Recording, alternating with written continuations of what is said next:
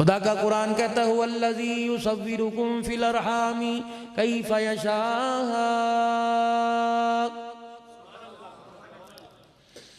ला इलाहा इल्ला हुवल अज़ीज़ुल हकीम।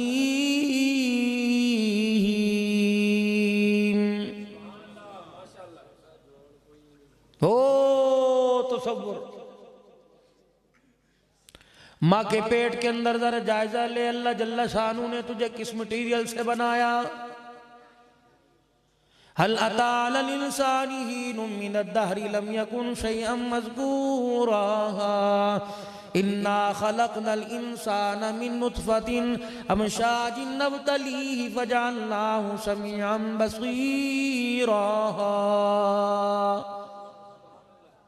आज इस जिस्म पे कितने बॉडी स्प्रे लगा ले, अगर आमाल से ये जिस्म खुशबूदार करके ना गया तो खुदा की कसम कब्र के अंदर लेटने के बाद हकीकत खुल जाएगी। इस जिस्म के जोड़ जोड़ से इतनी बदबू आएगी, लोग कब्र के पास खड़ा होना भी गवारा नहीं करेंगे। और बाजों का तो हाल लोगों इंसान अपनी आंख से देखता है, ताबूत के अंदर मैयत घर के अंदर आ गई, बार बार स्प्रे करते हैं।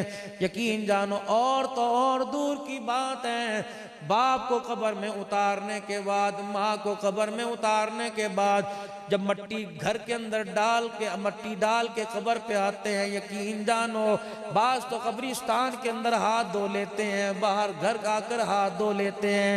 यकीनन यकीनन सफाई निस्ईमान है। अगर ये समझ के अपने हाथों को धोया, माँ की कब्र पे मट्टी डाल के आया, तो खुदा की कसम वो माँ के चेहरे पर नहीं डाल के आया, अपने अमलों पे मट्टी डाल के आ गया।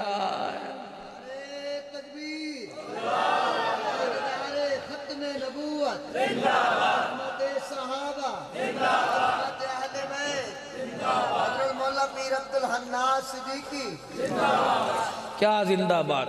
हाँ, अगर तुम्हें मरने के बाद खबर मिले अब्दुल हन्नान कलमा पढ़ते मरा, फिर जिंदाबाद कहना, वरना मेरे से बड़ा मुर्दाबाद कोई नहीं। अगर तुम्हें कोई इलाके वाला कह दे बड़ी अच्छी मौत मरा, कलमा पढ़ते मरते मरदा, फिर तो मरने के बाद भी जिंदाबाद रहेगा।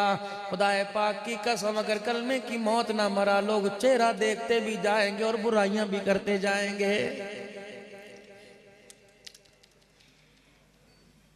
इतनी सी जिंदगी बाकी रह गई, पता नहीं कहाँ आके ब्रेक लग जाए, कहाँ आके फ्यूज हो जाए और दुनिया की लाइट चली जाए, अंधेरा आ जाता है। मेरे अजीजों फ्यूज बदल लिया जाता है, लेकिन जिंदगी का फ्यूज मेरे अजीजों उड़ गया तो खुदा की कसम कयामत आ जाएगी, दोबारा जिंदगी नहीं आ सकती है।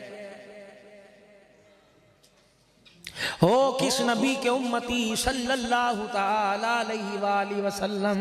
फरमाए ओ लोगो, अगर वाकई ईमान वाले हो तो मेरे नबी का बगैर वुजू के तुम्हें नाम लेने की भी इजाजत नहीं है। बुखारी करते हो, इमाम बुखारी लिखने वाले से पूछो आप बुखारी शरीफ कैसे लिखा करते थे। फरमाया एक हदीस लिखने से पहले रोजा रखा करता था, हदीस पढ़ने से पहले हरके गुलाब से मुंह के कुल्ली किया करता था। बाज जगह आया इमाम बुखारी रहमतुल्लाह अलैह जब हदीस पाक लिखा करते, गुस्ल किया करते, हर हदीस के साथ नया जोड़ा पहना करते।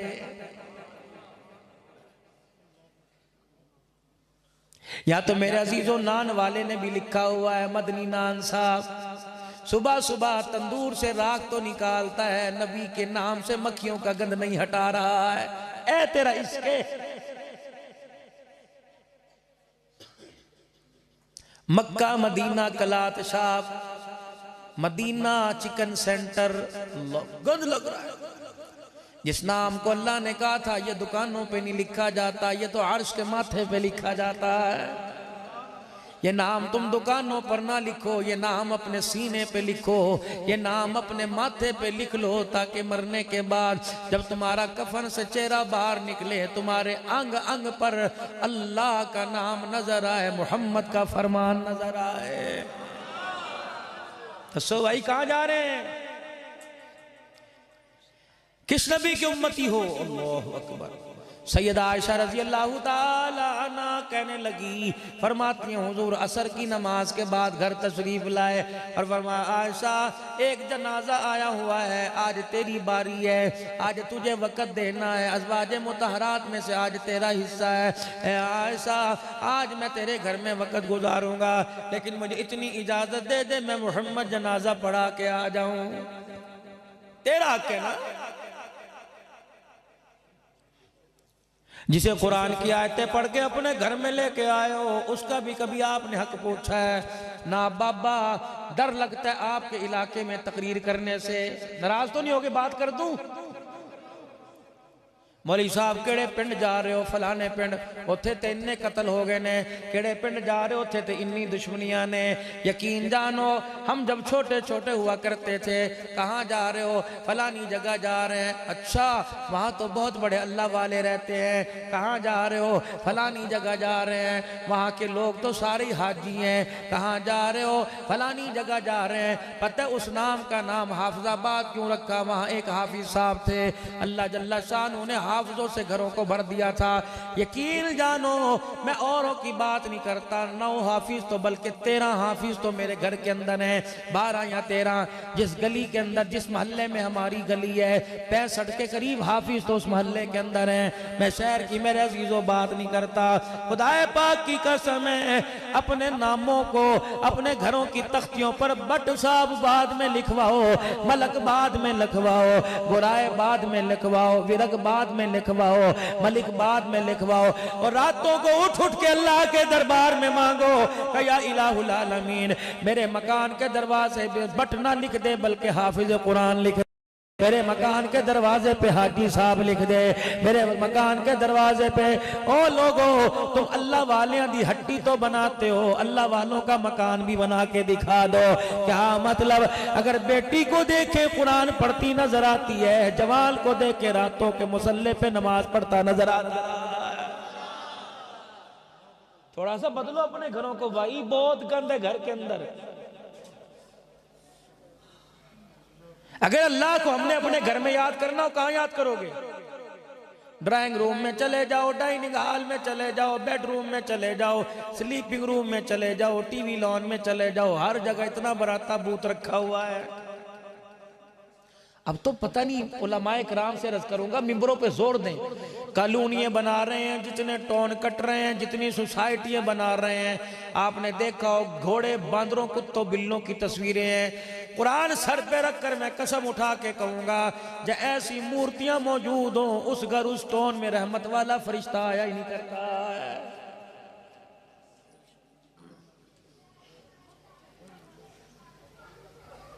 मैं एक घर के अंदर बैठा हुआ था, नमाज का वक़्त आ गया, तस्वीर लगी हुई थी, मैंने कहा यार ये रुमाल इसके ऊपर डाल दे। एक साथी कहने लगा मौलवी साहब पढ़ लो, कोई गल नहीं, अल्लाह देख रहा है। मैंने कहा अभी देख के दर गुजर कर रहा है। जब उसने देख के पकड़ना शुरू कर दिया, खुदा की कसम जमीन पे रहना मुश्किल हो जाएगा। जब छठो दफा करो, इन्हें मैं मुंह नहीं लगाता, इस काबिल है ही नहीं, मैंने देखो हिसाब तो उससे लिया जाता है कि जिससे इंसाफ की और अमीन की और दयानतदार की उम्मीद हो। इन बेइंसाफों से क्या हिसाब लेना? जैसे जानवरों को रोटी मिल रही है, वैसे अल्लाह नाराज ना होना, अल्लाह हमें रोटी अता फरमा रहा है। मजा तो तब था और मेरे अजीजों, दुकानों पे जाके रोटी ना मांगते, मुसल्ले पे बैठ के रोटी मांगते।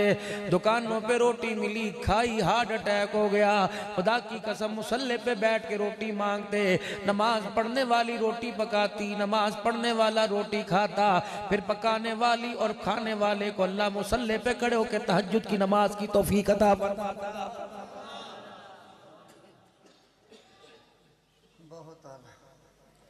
क्यों फजर की नमाज जा रही है, घर के हर कमरे में अजान की आवाज गई, लेकिन कदम नमाज के लिए किसी के बाहर न निकले।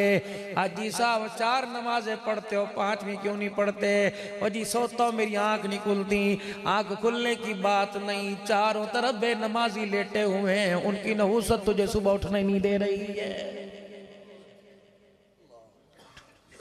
दौड़िया आपको अंदाजा है नमाज का छोड़ना कितना बड़ा गुनाह है? अगर एहसास है तो पढ़ते क्यों? सर पे मेरे अजीजों टोपी कोई नहीं, नाराज ना होना, फिर मैं माफी मांग के जा रहा हूँ, पता नहीं दोबारा बुलाओ ना, लेकिन मैंने कहा ना हकीकत करूँ।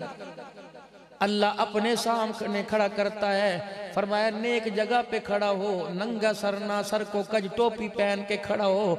जब अल्लाह नेक जगहों पे सर नंगा करने की इजाजत नहीं देता, गलत जगहों पे सर नंगा करने की इजाजत कैसे देगा? शर्रुल बुल्दान अस्वाक़ुहा, फरमाया कौम की बदतरीन जगह बाजार है जहाँ आपका मेरा आने को दिल ही नहीं करता, बैठे रहने को दिल करता है। यार भी कहता है अले 12 बजे ने चले जाना, बुआ खुलवा लें। अल्लाह के नबी ने फरमाया जरूरत के दर्जे में बाजार जाओ, वरना खबरदार ऐसी जगहों पे जाने से मोहम्मद रोक रहा है जहाँ शैतान तुम्हें बहकावे में लाके अल्लाह और उसके रसूल से दूर कर रहा है।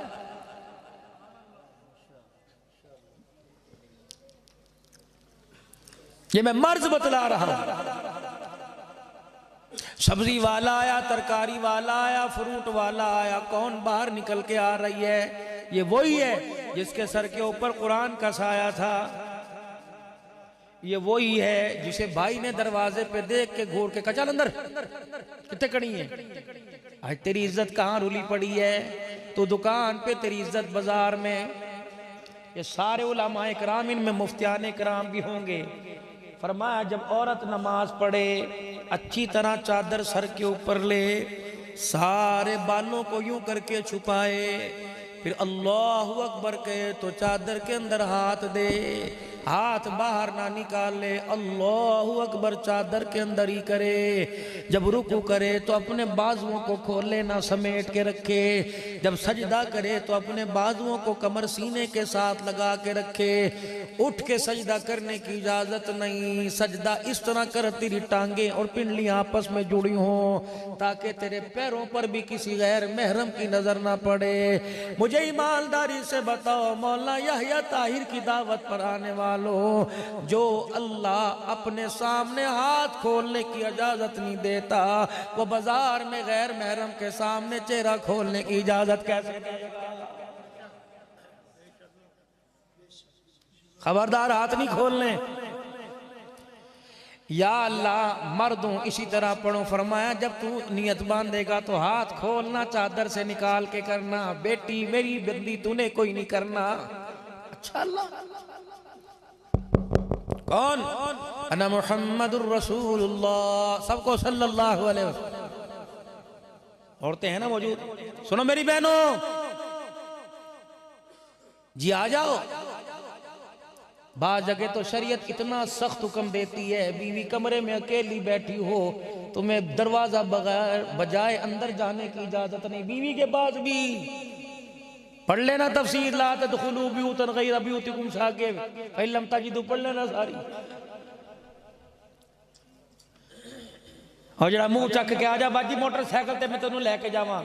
गैर महरम का जिस्म तेरे साथ लगा रहा, बेशक उसके घर की दीवार तेरे घर की दीवार के साथ हो, तो हमदर्दी के तौर पर, नेकी कमाने के तौर पर किसी की बहन, किसी की बेटी, किसी की बुआ को साथ लेके जा रहा है। जितने झटके लग लग के जिस्म टच कर रहा है, उतनी दफा खुदा की लानत तेरी गाड़ी तेरे पर आ रही है। ठक ठक ओदे मर गए ने, क्यों जा रही है बाजार? उसकी गैरत चली गई। अपनी इज्जत को किसी की मोटरसाइकिल पे क्यों बिठा रहा है? कई किसी कोने में जाके इजाजत मिल रही, जो ढेर उम्र की हो जाए, जो शादी के काबिल ना रहे, जो देख ना सके, चल ना सके, पकड़ ना सके, ऐसी औरतों को मुंह दिखाने की इजाजत, वो भी बहुत कम।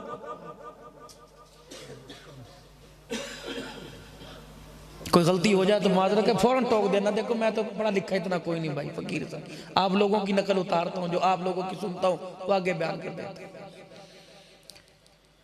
दरवाजा बजा, मन दक्कल बाब, ओ तीदे बुए ते हुजूर आए ने, प्यो आया तीदे बुए ते बुआ बजा के। अब्बू अंदर आइए। बेटी को देख के आंखें भर आई। बेटी बड़े दिन हो गए बाप के बेड़े को रौनक नहीं बख्शी। कौन कह रहा है? जिसका चेहरा देखना भी सवाब, जिसका नाम लेना भी सवाब, जिसका जिक्र करना भी सवाब, जिसको सोचना भी सवाब, जिसके पसीने को सूंघना भी सवाब। जिसकी जिंदगी पर अमल करना भी सवाब। कह दो सल्लल्लाहु अलैहि वसल्लम। बेटी का जिक्र बाद में करूंगा, शान मुस्तफ़ा सुनो। आयशा जनाजा पढ़ा के अभी आता हूँ। अम्मा कहने लगी सोने अब भला इजाजत लेने की क्या जरूरत है। सैयदा आयशा फरमाती नबूवत वाली कमली उतारी, आपने अपनी चरपाई के सराहने रख दी, जनाजा पढ़ने तशरीफ ले गए। देर हो गई, मगरिब का वक़्त, असर का मिलना शुरू हो गया। मैंने कहा असर का वक़्त जा रहा है, मगरिब का वक़्त आ रहा है। पहले वक्तों में दरवाजे में इतना सा खोला सुराख होता था, बूढ़ी औरतों की बाहर जाने की जरूरत नहीं होती थी। दादा ना देख ले, ससुर ना देख ले, भाई ना देख ले, उस सुराख में से देखा करती कौन है बाहर, हुए थे कौन आ गया। भाई जा जा अपना काम कर, तेनू पता नहीं है वेला साडे घर वाले दे काम दा हुंदा है, तेनू नहीं पता तू घर आया क्यों। दीवार में एक पत्थर का सुराख, उसमें से हाँ भाई क्या है, ला इसमें रख दे, दुकान से सौदा है इसमें रख दे, दरवाजे पे रख के चला जा, मैं उठा लूंगी। सैयदा आयशा कहती चादर मुबारक रख के चले गए। सुराख में से मैंने देखा, मुझे पूरी गली में मदीने वाला नजर नहीं आया, परेशान। मैं कहा वादा खिलाफ तो हो नहीं सकते। का मुझे नहीं पता लगा, मेरे दिल में ख्याल आया किसी और घरवाली के घर तो न चले गए हों, करीब करीब में न चले गए हों, या किसी ने चाहे दूध पानी पर बुला लिया हो। कहने की बेख्याली में नबूवत वाली चादर उठाई, मैंने अपने गले में डाल ली, फिर एक कोना मैंने अपने सर पे डाल लिया। फिर मैंने दोबारा सुराख में देखा, मक्के का दुर्रयती मुझे घर की तरफ आता हुआ नजर आया। फिर मैंने देखा ऐसे लग रहा था जैसे हुजूर पर बारिश मूसलाधार बरस रही हो। मैं कलेजे पर हाथ रखा, मैंने यूं करके चादर पकड़ी। मैंने कहा क्या होता चादर साथ ले जाते, चलो थोड़ी बहुत बारिश तो बच जाते, रुक जाती, लेकिन क्या करूं। मेरे दिल में ख्याल आया कपड़े भी भीग गए होंगे, नाजुक जिस्म पर बारिश वाले कतरे पड़ रहे होंगे। सैयदा आयशा कहती हैं उस वक़्त मेरी हैरत की इंतहा न रही जब रहमत वाले नबी घर तशरीफ लाए। कपड़े तो दूर की बात, पैर की जुत्ती के तलवे पर भी पानी का कतरा न लगा। मैं कलेजा फड़ के बैठ गई, मैं सीने पर हाथ रख के बैठ गई। मैंने कहा माँ बाप कुर्बान हो या रसूल अल्लाह, कपड़े भी सूखे पड़े हैं, वजूद भी सूखा है। हुजूर ने फरमाया ऐसा क्या हुआ। कि मैंने इस सुराख में से आपको आते देखा, ऐसे लग रहा था जैसे बारिश छमाछम आपके वजूद पे अथर पर बरस रही हो। फरमाया आयशा अल्लाह अकबर, तूने देखा कहाँ का, बारिश तो कोई नहीं हो रही। या रसूल अल्लाह सल्लल्लाहु अलैहि वसल्लम फिर क्या था। आपकी निगाह चादर पे पड़ी। फरमाया आयशा जब तूने बारिश देखी मेरे पर तो चादर कहाँ थी। सैयदा आयशा ने सर झुकाया, कहा महबूबा चादर मेरे सर के ऊपर थी। आप अलैहिस्सलाम ने फरमाया वाह वाह आयशा, वाह वाह आयशा, ऐ आयशा तूने वो कुछ देखा मेरी चादर ओढ़ने की बरकत से जो अल्लाह जल्ला शानो मुझे दिखाता है। का कमली वाले बारिश नहीं थी तो फिर क्या था। फरमाया मैं जिस यार का जनाजा पढ़ के आया बारिश नहीं हो रही थी, आसमान से उसकी कब्र पर अनवारियात की बारिश हो रही थी। ये शान मुस्तफा है, कमाल अल्लाह। हजरत अबू आसिम रजी अल्लाह ताला अन्हु सहाबी रसूल है। रात को शाम के वक्त घर आए, बीवी ने दरवाजे पे रोक लिया कि अंदर मैंने आन कोई नहीं देना। खैर तो है, खर्चा नहीं दे के गया का बात ये नहीं, रोटी नहीं पक्की बात ये नहीं, बता तो सही क्या बात है। कहने लगी मैंने आज आपको अंदर नहीं आने देना, जो सवाल मेरे दिल और दिमाग में गर्दिश करता है आज मुझे उसका जवाब चाहिए। रहमत वाले नबी सल्लल्लाहु ताला अलैहि वसल्लम ने इरशाद फरमाया ऐ उम्मे आसिम बता क्या बात है। कहा या मुझे दुकान बता या वो इतर ला के दे जो सुबह तो अपने कपड़ों को लगा के जाता है, जब बिस्तर छोड़ के जाता है कपड़े तो दूर की बात बिस्तरे से भी शाम तो खुशबू आती रहती है।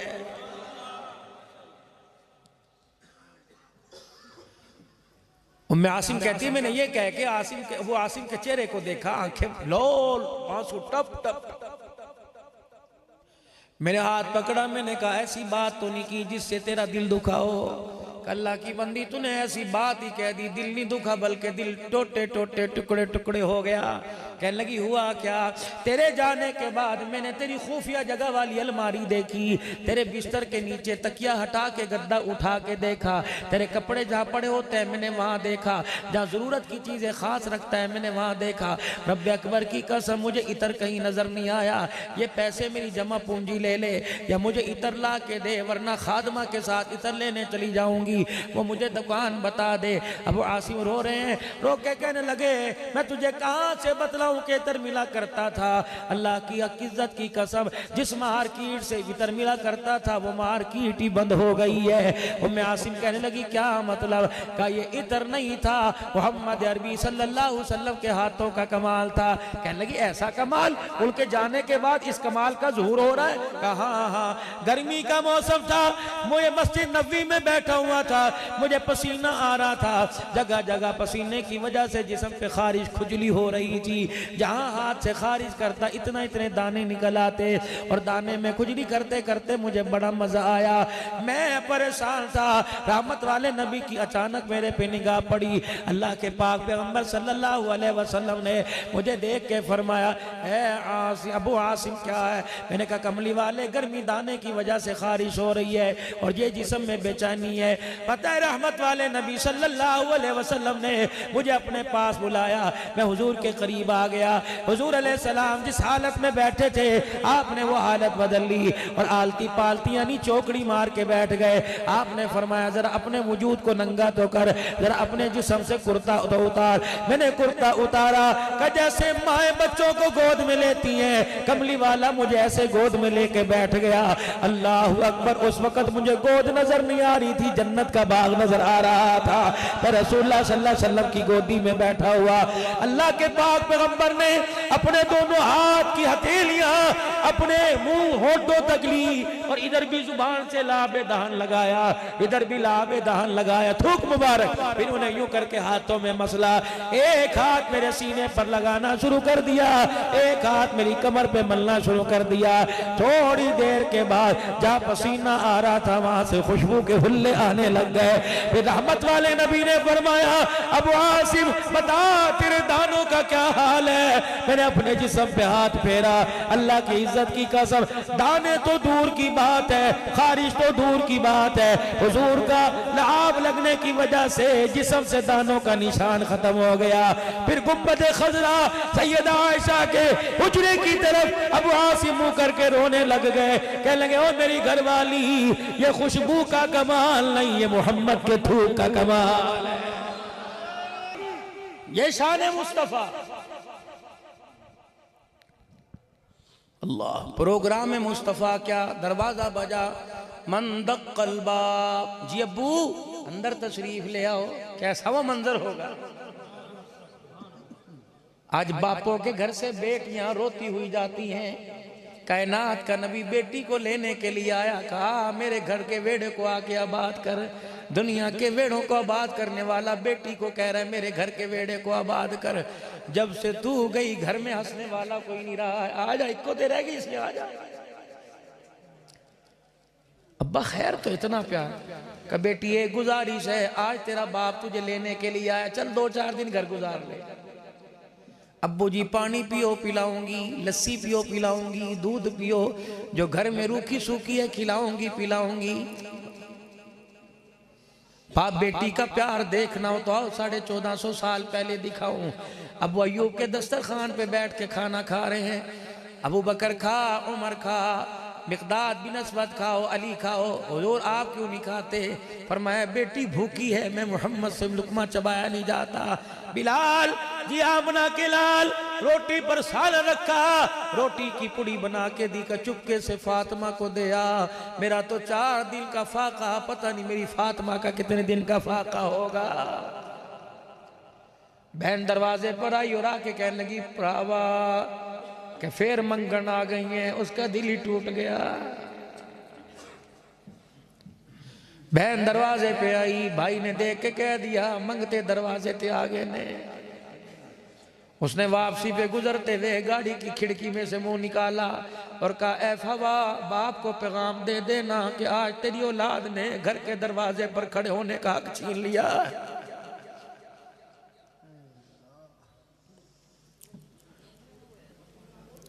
मेरे अजीजों, मेरे दोस्तों, इतना तो हक बेटी को दे के जाना। अगर बेटी तुम्हें बेटी बाप को याद करे तो अपने बाप के घर के अंदर वेड़े में बैठ के दो आंसू निकाल सके। मैंने पढ़ा नहीं, मैंने सुना है, और सुनी बात अगर किसी अल्लाह वाले से हकीकी सुनी हो तो आगे कर देनी चाहिए। बाकी झूठ सच मेरे अल्लाह के, लेकिन है सच्ची। जवान घर के दरवाजे पर आया, बहना अब्बा बीमार है, कहता मुलाकात कर ले, जिंदगी का पता कोई नहीं। बहन कहने लगी, शोहर अल्लाह के रास्ते में गया, मैंने इजाजत नहीं ली कि बाप के घर जाऊं या ना जाऊं।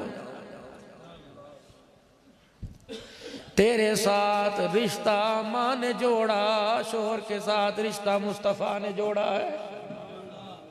बाप की आदत की चक्कर में उनकी नाफरमानी ना हो जाए। नहीं जाना का अभी वुजू करूंगी, मुसल्ला बिछा के रो रो के बाप की सलामती की दुआ करूंगी और हाथ उठा के करूंगी, अल्लाह मेरी खुशियां मेरे बाप को दे दे, मेरे बाप को दुख ना दे, लेकिन जाऊंगी नहीं, शोहर की इजाजत कोई नहीं।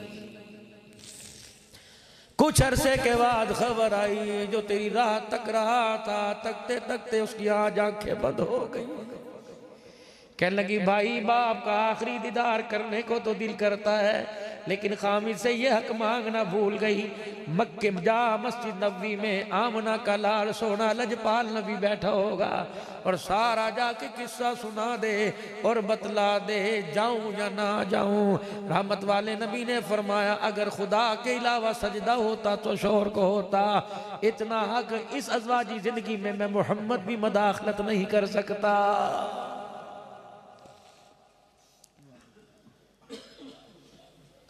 उधर वो रो रही है, इधर बाप की मैयत मेरे अजीजों पड़ी है कि बेटी एक मर्तबा देख के दो आंसू बहा के चली जाए।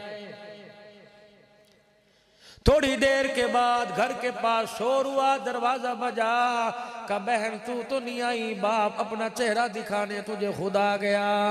अल्लाह अकबर, लोग दाएं बाएं हो गए, पर्दा हो गया, पर्देदार औरत बाहर आई, अपने बाप के चेहरे से कपड़ा हटा के माथे पे बोसा दिया, का अब्बा मैंने तेरी अयादत कुर्बान कर दी, मोहम्मद की शरीयत को बचाया है। फिर आसमान की तरफ मुंह करके कहने लगी, रब्बा मेरे पल्ले है कुछ नहीं जो बाप के साथ कब्र में भेजूं। दो आंसू टप करके बाप के माथे पे गिरे। कहने लगी, अब अल्लाह ये दो आंसू के सवाल है, अगर ये रोना तुझे पसंद है तो मेरे बाप की मग़फ़िरत फरमा। जनाजा उठा, पढ़ा पढ़ाया, कब्रिस्तान ले गए, दफनाया। चल दिल के बाद वो मरने वाला किसी के ख्वाब में आया, का बता तेरे साथ क्या बनी, का कब्र में जाते ही अल्लाह ने माफ कर दिया। का हुआ क्या, जो बच्ची ने रो के दिखाया था उसके दो आंसुओं से अल्लाह ने गुनाहों को माफ कर दिया। अभी मैं इंशाअल्लाह, ये जुमा 27 का है, 27 की रात को भी मेरा डहरकी में प्रोग्राम है, पन्नुआ की, फिर आगे टंडुआ हैदराबाद तक, एक हफ्ता मेरा वहीं गुजरेगा अगला। मैंने एक क्लिप सुना था डहरकी के एक बच्ची का, फिर मैं हर साल जा रहा हूं, फिर उस शहर के अंदर मैंने जाके तहकीक की, वाकया सुनाया। स्टेज पर बैठने वाले उलमाए कराम की चिगाड़े निकल गए। कहने लगे, मौलवी साहब झूठा वाकया नहीं, हमें उस बच्ची के घर का पता है, जा दुआएं दे के आ। वाकया क्या था, एक आदमी का इंतकाल हो गया, जनाजा उठने लगा, एक आदमी चरपाई के आगे आके हाथ फैला के खड़ा हो गया, का मंजी उठाने नहीं देनी, इस आदमी ने मेरा 20 लाख रुपया कर्जा देना है। 5 बेटे 1 बेटी, बाप ने मरने से पहले 5 मुरब्बे बेटों को दे दिए। बेटी ने सर झुका के रोना शुरू कर दिया, कि अब्बा मुझे मुरब्बे नहीं चाहिए, अब्बा तेरी दुआएं चाहिए। अल्लाह अकबर, फिर अल्लाह अकबर, दिल पे असर ना हुआ। हालात ऐसे, मौलवी साहब ने ऐलान किया, मैयत के लिए आसानी करो। 5-5 मुरब्बियां दे माली को 2-20 लाख रुपए। सफ में भाई खड़े थे, एक दूसरे को कोनी मार रहा था, अब्बा मेरा नहीं अब्बा तेरा भी है। किसी ने पैसे न दिए। एक आदमी को ख्याल आया इस मरने वाले की एक बेटी भी है। जल्दी से नंगे पैर दौड़ता जनाजगाह से बाहर गया।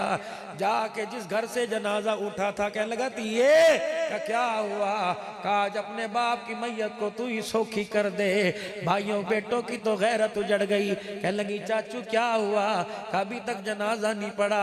एक आदमी ने दावा किया 20 लाख रुपया कर्जा लेना है, कोई देने को तैयार नहीं। कहने लगी चाचू तू जाके उसे रोक में अभी आई। ऐसी जल्दी गई, बुरका पहना, हाथ में परस लेकर जनाजगाह पहुंच गई। कहने लगी मौली साहब अब्बे दा चेहरा देखने दी इजाजत है। मौली साहब कहने लगे तिया आ जा, आज अब्बे दी रूह मैयत रुल गई है। बच्ची आई, बाप के चेहरे से कपड़ा हटाया, सर के बालों पे हाथ फेर के कहने लगी अब्बा जिनकी धी हो उनके जनाजों को कौन रोक सकता है? अब्बा तेरा जनाजा मैं पढ़वाऊंगी। कहने लगी कहाँ गया जिसने बाप से 20 लाख रुपया लेना है?